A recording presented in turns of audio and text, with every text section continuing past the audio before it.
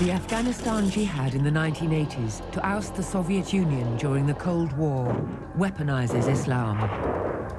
Now, here were a lot of trained mujahideen, trained in the art of warfare, trained in Pakistani madrasas. Assalamu alaikum wa rahmatullahi wa barakatuh. America इसलिए हारा है कि वो मुसलमान तो नहीं है. It's given rise to jihadi groups that spread across Southeast Asia. But Jamaat Islamiyah was a splinter of Dar al-Islam. When Dar al-Islam started sending people to Afghanistan, as Indonesia battles the rise of Islamic State ideology with guns on the battlefield, setelah umat Islam bersatu, umat Islam punya hak tidak bisa didalimi oleh siapapun. Can progressive forces in the Muslim world disassociate from the narrative of terror? Jihad can only be officially declared by a government which is in power.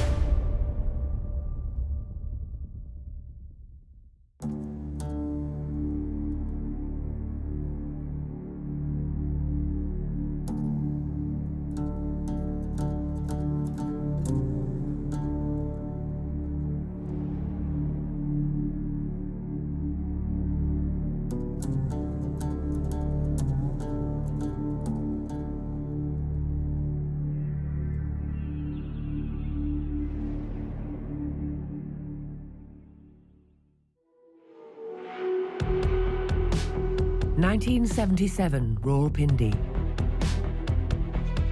General Zia-ul-Haq, the Pakistani army chief, overthrows the democratic government in a bloodless coup d'etat. Zia, as a person, wasn't very charismatic. He did not have any vision for Pakistan. And then he used Islam because these military dictators in Pakistan did not have that credibility, or they did not have that political legitimacy. He had to do those steps which reinforce that impression that he is taking those steps to Islamize Pakistan. Hudud Ordinance was one of them, and it had a very radicalizing impact on the society. Zia initiates the Hudud Ordinances, replacing British-era rules with Islamic laws in the constitution. Punishments such as lashes, amputations, and stoning to death are introduced.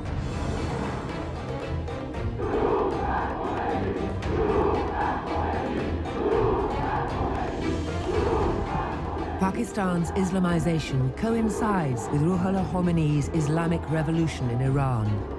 It emboldens the Muslim right wing in South Asia. During these turbulent times, the Soviet Union invades Afghanistan in 1979. A Cold War battle between communism and capitalism intensifies. The US administration and Saudi Arabia join hands to sponsor a proxy war in Afghanistan to defeat the invading Soviet army. The war is presented as an Islamic jihad, a battle between Islam and communism. There was this nexus or a convergence of interest between the Saudi monarchy and the Wahhabi clergy establishment to promote and export Wahhabi Islam to South Asia. Not only that Wahhabi Islam spread, but its influence also increased in this part of the world. Islam is weaponized through the printing of books like the Alphabet of Jihad Literacy. Funded by the CIA, these jihadi books are published by the University of Nebraska and then smuggled across Pakistan and Afghanistan.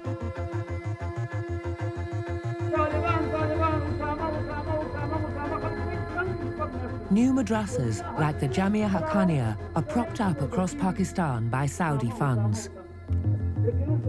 Their purpose is to serve the Afghanistan jihad as the ideological base to spread a weaponized version of Islam. The resort to violence is subject to a lot of conditions. Jihad can only be officially declared by a government which is in power. Similarly, jihad can only be waged against an enemy who has come into your territory. And that was the essence of the jihad against the Soviet Union. Foreigners from across the globe are invited to Pakistan in their thousands to fight Soviet Russia. They receive training from the Pakistan Army and are named the Mujahideen or Allah's fighters. They are sent across the mountainous border into Afghanistan to begin the fight to oust the Soviet Union from the country. Now, here were a lot of trained mujahideen, trained in the art of warfare, trained in Pakistani madrasas, and Pakistan saw this as a way of extending its influence into Afghanistan. Backed by American guns and Stinger missiles, the Mujahideen unleash guerrilla attacks, neutralizing Soviet ground and air power. More than 14,000 Soviet soldiers die in fighting that lasts a decade. The Red Army finally withdraws from Afghanistan in 1989, leaving armed Mujahideen factions in control of Afghanistan. There is some concern about what we call stockpiling, and it would not be fair to have a tremendous amount of lethal supplies left behind.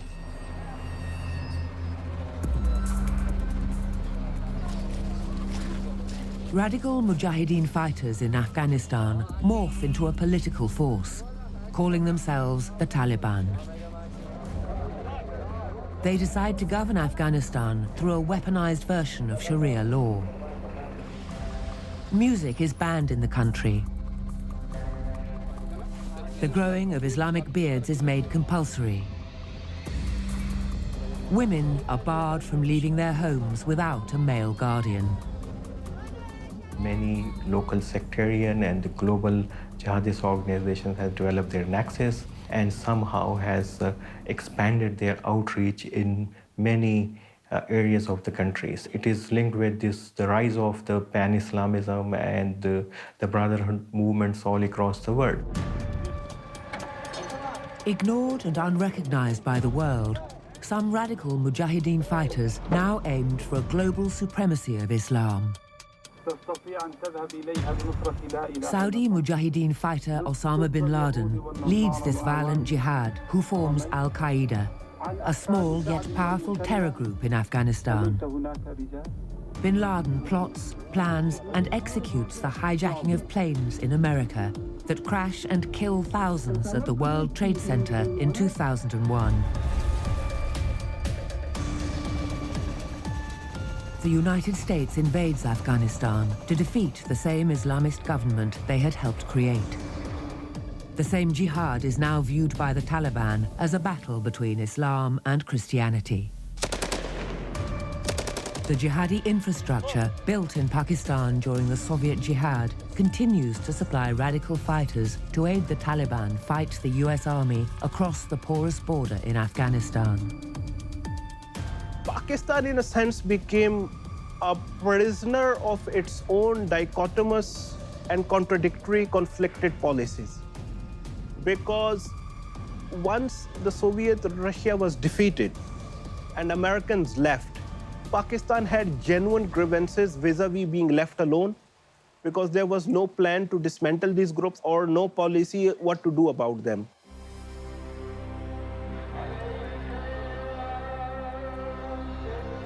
Darul Uloom Haqqaniya in Akora, Khatak, is the leading jihadi seminary that's been operating freely with government backing for over 40 years.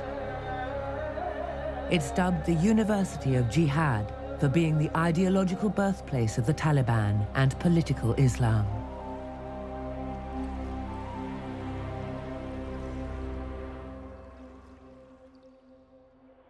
freedom fighters wele ki aur dai baghair da aslihin Salman Haqqani is the Vice Chancellor of the madrasa. Allah da dai bazariye sara da se mat kal kana چوسای سر روچتای د ویتنام نه پس پرون اولنۍ ورځ وا پرونۍ غرمه.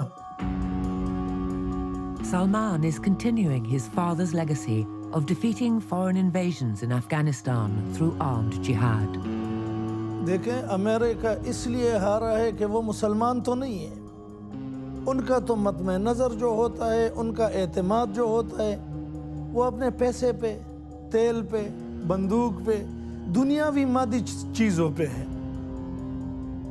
हमें कितना मुनाफा होगा ये सोचते हैं, हमने कितना loss किया ये वो ये सोचते हैं। लेकिन एक मुसलमान जो होगा वो तो बस ज़्यादा से ज़्यादा अपनी ईमानी क़ुव्वत, या तो वो ये सोचेगा कि मैंने अपनी ईमान जो है वो मैंने खो दिया।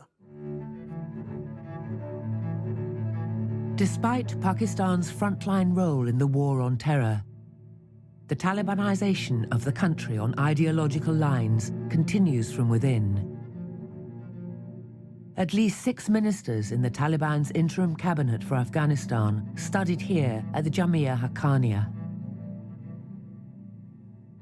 Salman's connections with the Afghan Taliban run deep.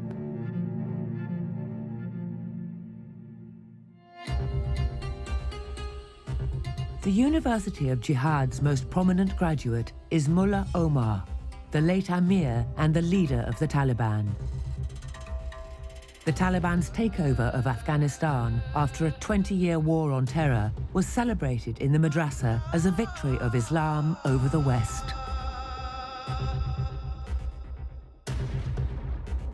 Many Afghans influenced by the Taliban arrive here to study a weaponized version of Islam.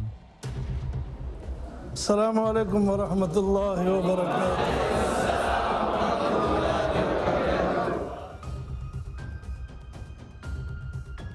چې ذکر کرده احادیث داغي صرف او صرف په واجب العمل کېدو باندې اتفاق.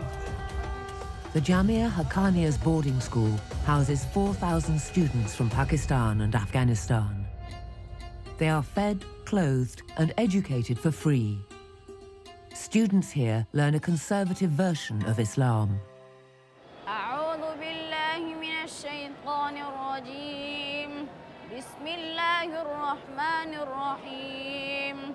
Muhammad Ahmed is 11 and has lived at the madrasa for many of those years. मैं यहाँ तकरीबन 3 अरसे से आता हूँ और मैं इधर हिफ़्ज़ पढ़ता हूँ और इधर से असरी तालीम हासिल करना चाहता हूँ। यहाँ का माहौल बहुत अच्छा है और गांव वगैरह में जो माहौल होता है उधर बस ज़िंदगी नहीं गुजरती। डॉक्टर बनने का शौक़ तो बाबा का ही है और आलिम बनना मेरा शौक़ है कि मैं एक अच्छा आलिम बन जाऊँ। Madrasas like the University of Jihad have sympathizers in power who fund and support their cause. This narrative of jihad has spread to many parts of the Muslim world. Ketika saya bersama dengan mujahidin, bersama mujahidin Afghanistan, khususnya dari Tanzim Ittihad Islami, ada 7 organisasi yang bergerak pada saat itu.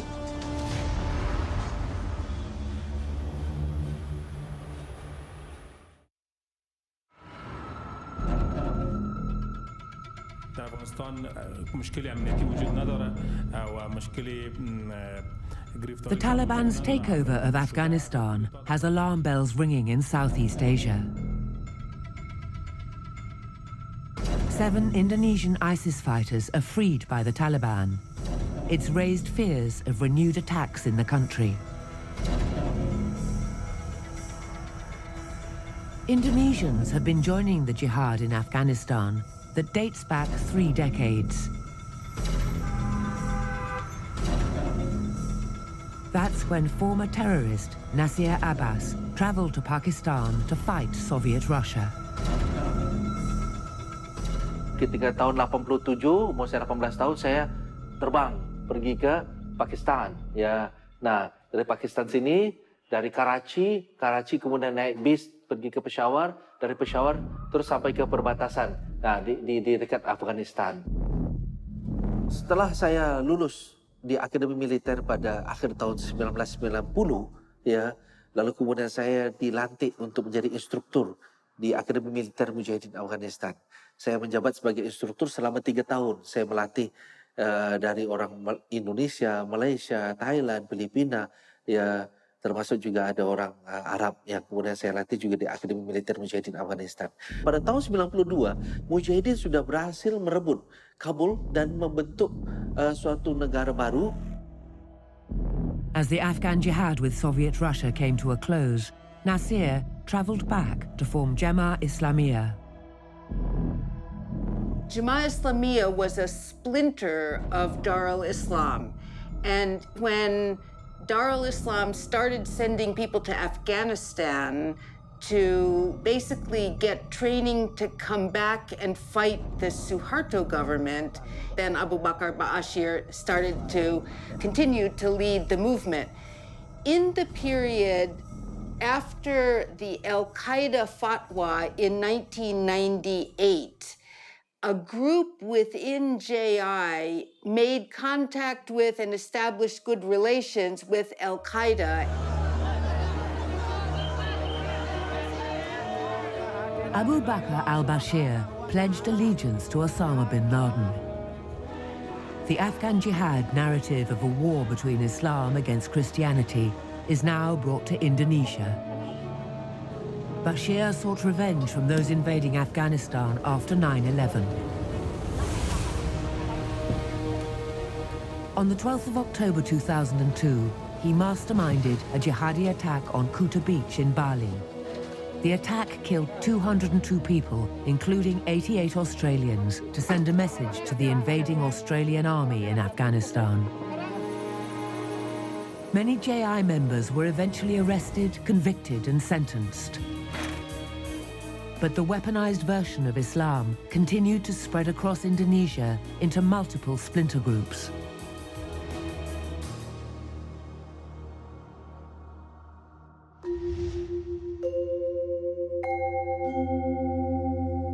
It is now being fought with guns in difficult-to-access terrains, such as Sulawesi.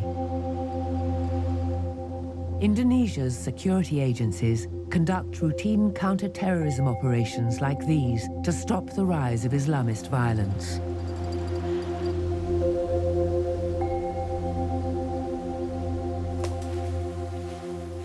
Today, their battle is against the East Indonesia Mujahideen, hiding and operating from the jungles of Sulawesi. The group wants to establish an Islamic state that mirrors the one established by ISIS in Iraq and Syria.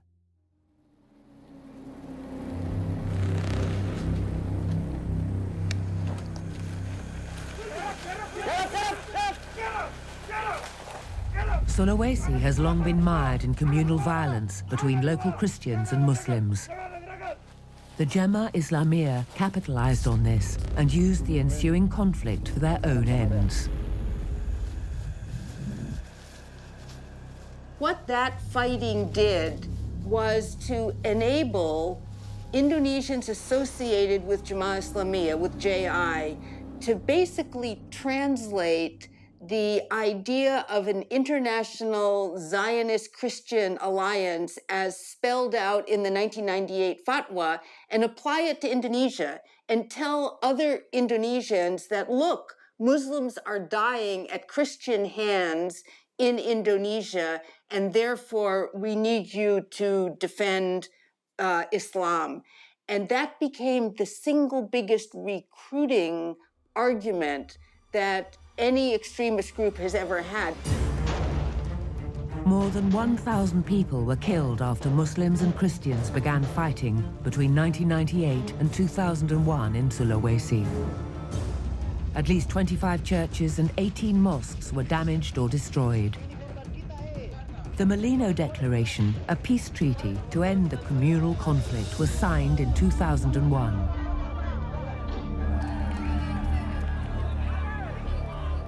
Indonesia has a history of separatist movements calling for the establishment of Sharia law.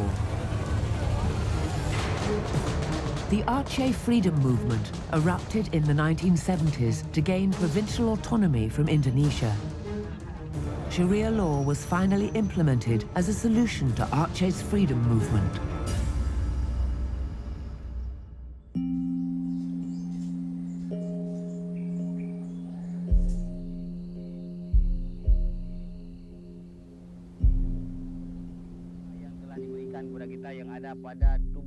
Sharia law was welcomed in far-flung pesantrens or Islamic boarding schools like these.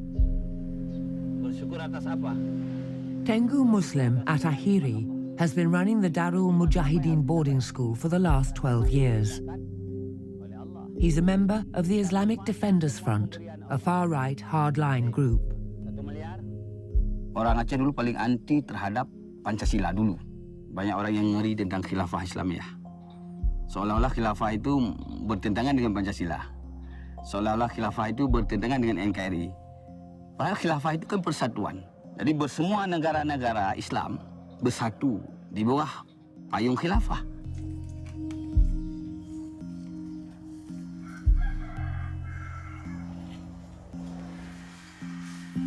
During the 2004 tsunami, the Islamic Defenders Front won the hearts and minds of locals by providing relief to people in distress. Kala jenazah waktu itu, mayat-mayat waktu itu sudah berserakan di mana-mana, bahkan ada fatwa dari tokoh nasional atau semacam statement dari tokoh nasional yang mengatakan mayat tsunami sudah bisa dibakar karena menyebarkan virus, membahayakan. Tapi FPI tanpa peduli turun ke lokasi tsunami. Itu bisa Mbak lihat sendiri atau saudara kita lihat sendiri bagaimana Habib Rizik mengambil mayat, bagaimana saudara-saudara kita di FPI mengambil mayat. Sehingga orang Aceh waktu itulah melihat bahwa FPI ini betul-betul ahli sunnah wal jamaah. The Islamist group then aimed to correct what it saw as the errors of Indonesia's 1945 constitution that established a secular state and religious freedom. Setelah umat Islam bersatu, umat Islam punya hak, tidak bisa didalimi oleh siapapun, tidak bisa dijajah oleh siapapun. Itu yang sebenarnya diinginkan oleh umat Islam. Bayangkan seandainya negara Islam bersatu.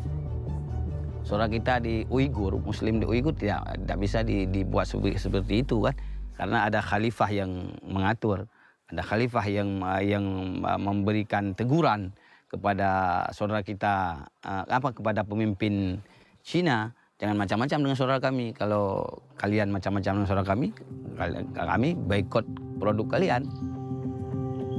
Pada dasarnya, itu FPI itu seperti itu. Jadi watak dasarnya adalah destruktif, gitu, unsivil. Nggak bisa itu sesuatu yang bukan hanya utopia, more than utopia. Jadi nggak ada argumentasinya lah menurut saya. Jadi khilafah dalam pengertian tadi itu sebenarnya nggak bisa dipertentangan dengan Pancasila. Ya kalau mau dipertentangkan Pancasila, khilafahnya dia gitu, bukan khilafah dalam arti umum. Jadi dia memberi arti terhadap khilafah itu bertentangan dengan Pancasila. There has been rising intolerance in Aceh against Christians, who make up just 1% of the population. More than 10 churches have been closed in Aceh in the last few years alone. Hanya orang non-Muslim yang boleh tidak mematuhi kanun-kanun atau apa yang disebut dengan perda-perda syariah misalnya. Nah, dimulai dari pidana kalau di sini kan, pidana Islam. Terus pelan-pelan sekarang sudah masuk ke lembaga keuangan syariah. Nanti masuk lagi ke bidang-bidang yang lain seperti pemerintahan, pendidikan, dan lain-lain. Nah, bagi FPI ini model yang paling sempurna untuk Indonesia. Jadi, artinya FPI ingin scaling up bagaimana model Aceh ini bisa berlaku di semua bagian dari Indonesia. In the suburb of Bekasi, Agus is desperately trying to reopen his Philadelphia church. It was sealed off a decade ago after protests and cases of alleged assault against its members, primarily from the Islamic Defenders Front. Yang diminta tadi SKB 60 jiwa, kita dapat 257 kurang lebih. Namun setelah oknum-oknum FPI ini datang ke lokasi, mereka kan juga semakin berani gitu kan semakin beringas. Terakhir kuncinya terakhir di tanggal 24 itu. Di situ memang, makanya saya bilang tadi mencekam. Lampu pun tiba-tiba yang di jalan dimatiin semua. Ya puji Tuhan untung nggak terjadi ada pembunuhan gitu kan. Menakutkan gitu kan. Courts ruled in favor of the church and ordered the administration to revoke the decree. But the church remains unopened and in rubble. Pemda Bekasi saat itu melalui kuasa hukumnya justru banding ke Pengadilan Tinggi Tata Usaha Jakarta. Namun Pemda Bekasi tidak kunjung mencabut dan tidak mengendahkan perintah pengadilan tersebut. Cemparin, tai kebo pun ada. Kemudian air comberan, telur busuk, bahkan hujatan-hujatan yang sangat menyakitkan. Yang tidak semestinya mestinya menurut saya, orang melakukan ibadah harus dapat cacian seperti itu.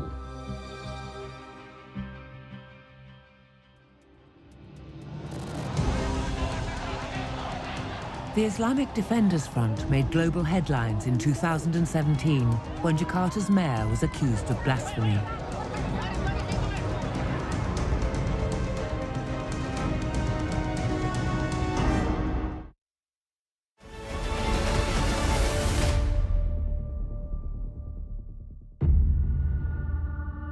(2016) Jakarta. Thousands of hardline Islamic protesters descend upon the nation's capital. Their demand to arrest the governor of Jakarta, Basuki Ahok Tahajapurnama, for blasphemy. An ethnic Chinese Christian, he is accused of misquoting a Quranic verse in an election rally. As days pass, more than 200,000 members of the Islamic Defenders Front gather from various parts of the country.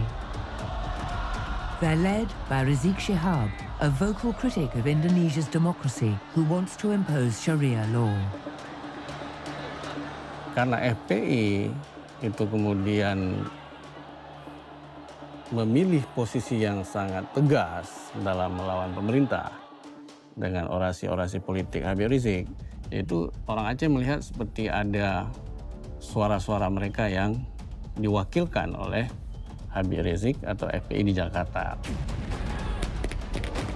The police struggle to contain the crowds as passions turn into anger. Under pressure from the mob, Ahok is arrested and tried by the Joko Widodo government. After a lengthy trial, he is convicted of blasphemy and jailed.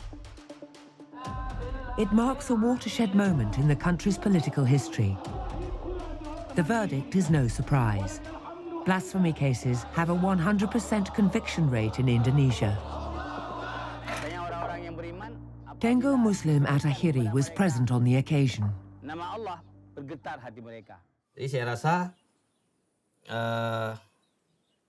bukan cuma karena melawan satu orang, tapi karena FPI menegakkan keadilan, kemudian termasuk kerja keras Habib Rizik bersama kawan-kawan di FPI berhasil menyeret penista agama Ahok ke pengadilan, itu semakin bertambah cinta masyarakat Aceh terhadap FPI dan Habib Rizik.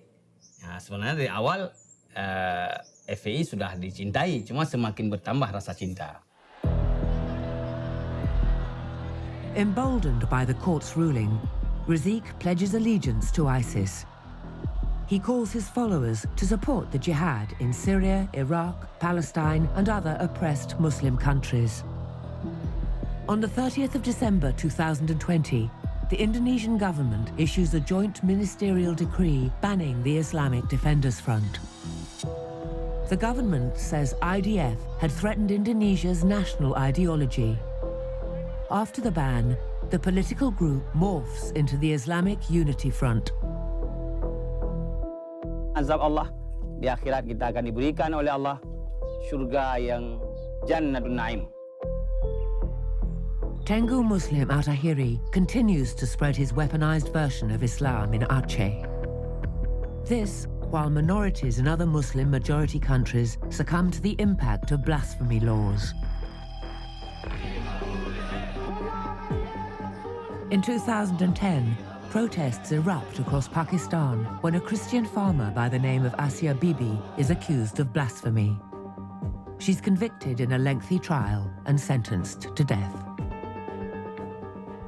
Once you are arrested for blasphemy charges, then you will end up in jail for years because no judge, given the kind of religious sensitivity which is involved with the issue of blasphemy, could dare acquit the blasphemy victims. Governor of Punjab from PPP, Salman Taseer, he stood up for her rights to bail, and he questioned the procedural lacunae in the blasphemy laws, which could be used by anyone for personal vendettas.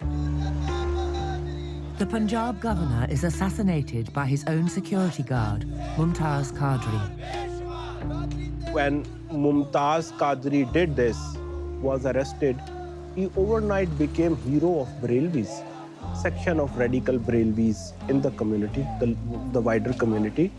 Eventually, he was hanged in 2016, and that had a very radicalizing impact on a wider movement which sprouted during Qadri's incarceration. Asia Bibi is finally freed in 2019 after charges against her are proven to be false. The case inspires the formation of a political party. The Tehreek-e-Labbaik, a far-right Islamic group that banks on votes from supporters of the blasphemy law.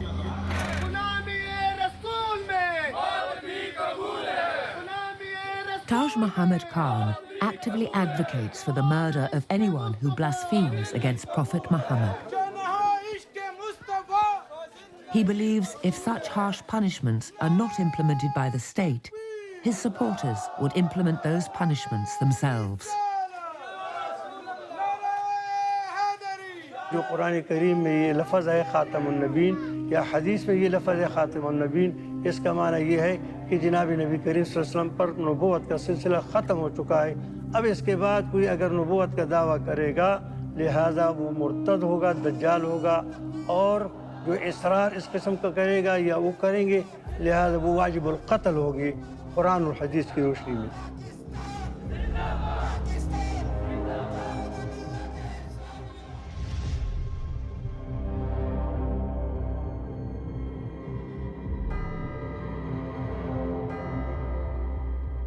The price of the weaponization of Pakistan's blasphemy laws continues to be paid by the minorities of the country.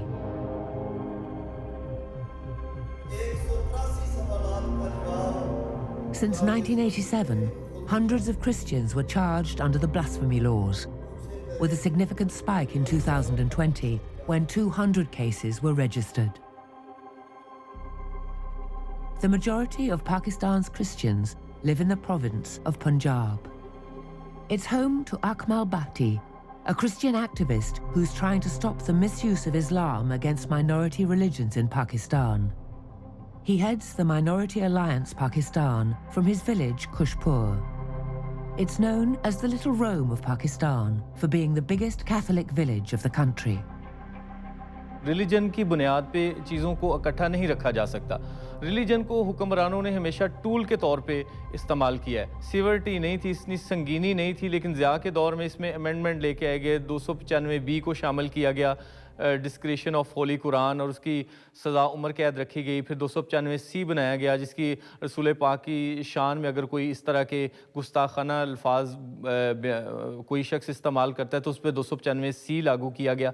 मैं समझता हूँ कि ये बहुत इसको एक जो इंतहा पसंद है उनके हाथ में एक टूल दे दिया गया। Today, Akmal has organized a meeting seeking to gain support to counter the radical message of local extremists. हमारी बेटियां उसमें जिन्होंने बदामी बाग जोसेफ कॉलोनी जलाई थी, अदालत ये कहती है, मैं नहीं कहता, अदालत ये कहती है कि वो लोगों ने ज़मीन पे कब्ज़ा करने के लिए ये इल्ज़ाम लगाया कि मसीहियों ने तौहीन कुरान की है, इसलिए हमारी वो लोगों के घर जलाए गए ताकि ये कॉलोनी छोड़ के चले जाएं और उस पर कब्ज़ा कर लिया जाए। Rising extremism has created new issues for Christians in the country. Every year, 1,000 girls belonging to various religious minorities are targeted and converted to Islam. 15-year-old Mehek is a Christian girl who was kidnapped by a Muslim boy from her home 2 years ago. जब मुझे शाहद अली ने अगवा किया तब मेरी उम्र 13.5 साल थी। अपने पास रखा है और 3 माह मुझे अपने पास रख के मेरे साथ ज़बरदस्ती जनाकारी और हरामकारी करता रहा मुझसे। जब मुझे इसको पता चला कि मेरे मामा पापा को पता चला कि मेरे मामा पापा ने पर्चा दर्ज करवाया, फिर इसे पता चला कि इसके मामा पापा ने इसे पर्चा दर्ज, फिर इसने मुझे ज़बरदस्ती नज़र तब्दील करवाया, फिर मुझसे ज़बरदस्ती ने कहा वो पेपरों पे अंगूठे साइन करवाए कि मैं तुम्हें भी मार दूंगा, तुम्हारे माँ बाप को भी मार दूंगा, तुम्हारे पूरे बहन ख़ानदान को मार दूंगा कि तुमने कुछ भी करने की कोशिश की।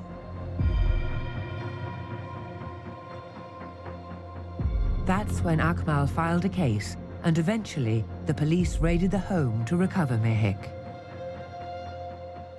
A few months later, Mehek gave birth to a child. जब मेरी बेटी पैदा हुई तो मैंने इसका नाम यशरह रखा। तो तब ये मुल्ज़म शाहद अली वहाँ पे भी हॉस्पिटल भी गया इस बच्ची को अगवा करने के लिए।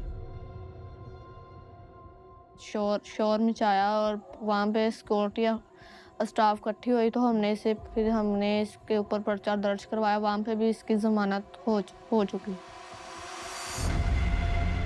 There is no law in Pakistan that declares the forceful conversion of someone's religion to Islam as illegal. Girls like Mehek routinely fall victim to these shortcomings in the country's legal system. Akmal had tabled a bill in Parliament to stop the conversion of adolescent Christian girls to Islam. क्योंकि हम चाहते हैं कि ये force conversion है, ये बड़ा संगीन मामला है, छोटी-छोटी बच्चियां हैं, तो उस पर पाबंदी होनी चाहिए। तो ड्राफ्ट बड़ा सही है, लेकिन वो उन्होंने हमें बताया कि जो रिलीजियस उलमा हज़रात हैं हमारे, वो चाहते हैं कि यहाँ पे एज को डिटरमाइन ना किया जाए। The anti-forced conversion bill was eventually rejected by the Ministry of Religious Affairs. It declared any legal impediments to entering the fold of Islam as un-Islamic. The struggle for religious tolerance in Pakistan continues. In Minhajul Quran, we think that the best lessons of anti-terrorism, the best lessons of anti-extremism, and the best lessons of tolerance can be taught by the mothers at a very young and tender age.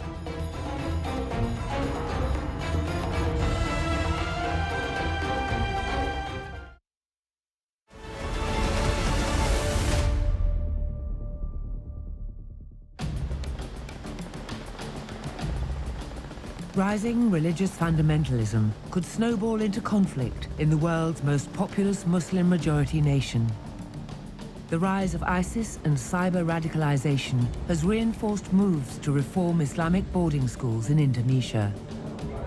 The country is home to more than 14,000 pesantrens, or Islamic boarding schools.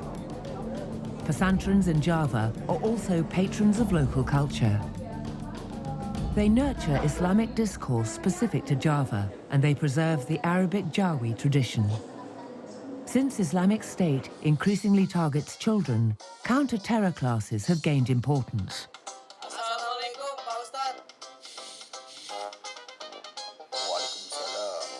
Ini film yang pertama judulnya Hijrah Nisa. Isu hijrah memang sangat banyak terjadi di Indonesia akhir-akhir ini, yang mungkin dibaca di sosial media, baik itu di Instagram maupun sosial media yang lain, WhatsApp dan Facebook. Problem seperti ini yang terjadi bahwa Muhammad Wildan is a professor of Islamic studies in Yogyakarta and strives to maintain Indonesia's moderate character. Ini bertentangan dengan nilai-nilai Islam yang sebetulnya rahmatan lil alamin. He wants to stop the misinterpretation of hijrah, the migration of Muslims to a foreign land to help fellow Muslims in need. The Islamic State misuses this concept to attract fighters to Syria. Today, Wildan is screening an animation to help clear misconceptions. Waalaikumsalam, Ustaz. Ahmad, dah lama nggak kelihatan di masjid. Baru pulang dari jihad di Syria, Ustaz. Keren. Wow, gimana pengalaman hijrah ke Syria, Ahmad? Kecewa, Ustaz. Kok bisa? Janji-janji khilafah itu ternyata tidak benar. Banyak perempuan dijadikan budak. Tidak sedikit orang tidak berdosa dibunuh atas nama khilafah. Mereka bukan... Khilafah itu tujuannya adalah menegakkan syariat Islam. Jadi substansinya itu yang lebih penting. Substansi menegakkan syariat itu lebih penting daripada mendirikan khilafah. Khilafah itu juga tidak harus seperti yang di Syria itu.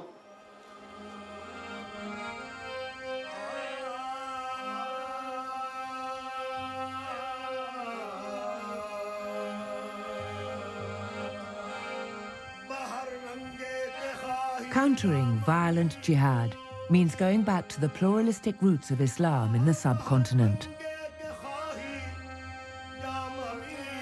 The majority in Pakistan follow the moderate Sufi version of Islam, a belief in saints, veneration of their shrines, and forming bonds between worshippers. A mystic romanticism spread by Muslim intellectuals of the subcontinent over the last 1,000 years. Sufism delinks the religion from its political use in the country.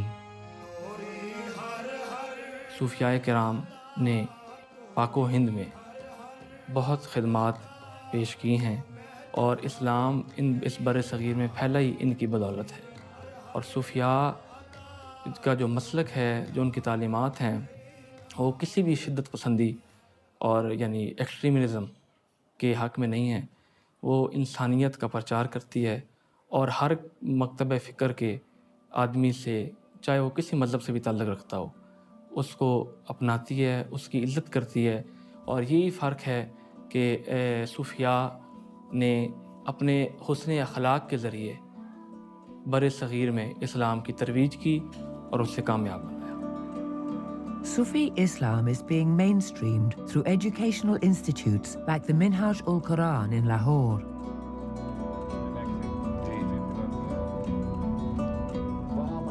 Horam Gandapur heads it in Pakistan, promoting an inclusive version of Islam. We should move away from the concept of madrasas where we are only teaching Islamic studies and people do not get the necessary skills to be employable in the modern marketplace. This is the College of Sharia and Islamic Sciences. Major Muhammad Khan Saab is the principal of the College of Sharia, and this is his staff. We'll go to his office. To our next topic, I would like to repeat our previous lecture. The Minhaj has branches in 93 countries. It regularly initiates interfaith dialogues with religious minorities in Pakistan. Scientific education also forms the bedrock of Minhaj-ul-Quran's philosophy. We prepare our students for competing at international language so that they communicate the message of Islam to people who are Muslim and non-Muslim to the world. And also because, you know, in this era, Islam, which is its face has been blackened in the world. So our purpose is to prepare scholars so that they might teach people, they might talk about Islam, they might clear its face from all type of blames which are put on Islam. A university for women has been set up by Minhaj al-Quran with a completely different message from the ultra-conservative Islam in Afghanistan. In Minhaj al-Quran, we think that the best lessons of anti-terrorism, the best lessons of anti-extremism, and the best lessons of tolerance can be taught by the mothers at a very young and tender age. Minhajul Quran has made a concerted effort in redefining the narrative revolving around armed jihad. When we talk of jihad, there is jihad bin nafs, which is the fight against the baser self of human beings, of mankind. Then there is jihad bil mal, which is by the spending of your worldly things for the welfare and betterment of the people. And then there is the jihad bil qital, which is the resort to violence. Now, the resort to violence is subject to a lot of conditions. Jihad can only be officially declared by a government which is in power. The Institute stands as a mitigating force against the growing radicalism outside the campus walls. It also routinely conducts counter-terror camps in universities and schools in the country. Minhajul Quran authored a 600-page fatwa, or religious edict, denouncing terrorism and suicide bombings. The Institute takes pride in countering the misrepresentations of Islam.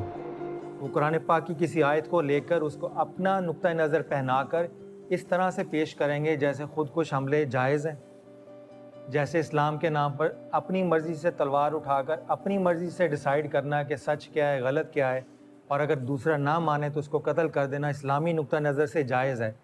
ये हराम को हलाल में convert करने का जो process है, ये एक्सट्रीमिज़म और टेररिज्म की बुनियाद है, बेसिक्स हैं। As a reformist movement takes root in the Muslim world, Prime Minister Imran Khan is responding with increasing religious tourism in Pakistan. His government renovated and restored the 15th century Gurdwara Kartarpur Sahib in Punjab, one of the holiest Sikh places of worship. The Kartarpur corridor gives visa-free access to Sikhs from India to visit Pakistan. It's also an effort to heal the religious scars of partition and animosity between Hindus, Muslims and Sikhs. जिस वजह से मैं दोस्ती चाहता हूँ, मैं एक मजबूत रिलेशनशिप चाहता हूँ हिंदुस्तान से, उसकी सबसे बड़ी एक वजह है कि बर्रे सगीर में दुनिया की सबसे ज्यादा गुर्बत है। अगर हमने गुर्बत खत्म करनी है और कम करनी है, सबसे तेजी से वो गुर्बत कम होगी अगर हमारे बॉर्डर खुल जाए और तजारत शुरू हो जाए। Such interfaith initiatives by the Pakistani government are having a marked impact on the country's Islamic politics. In 2018, 3 Hindu candidates were elected from Muslim-majority areas in Pakistan's Sindh province. The win resulted in celebrations across the Hindu community in Pakistan. All 3 candidates won from the general seats for the first time ever in the history of the country. Hindus form the biggest minority community in Pakistan, with more than 9 million living in the country. The electoral victory for Hindus has given hope of greater representation of minority voices in Pakistani politics. It's one way to reduce the impact of politics done in the name of Islam. The victory also gives hope for further policy changes in Pakistan's legal system that can help resolve interfaith issues in the country. It can serve as a watershed moment to curb the rise of weaponized Islam, not just in Pakistan, but in many parts of the Islamic world.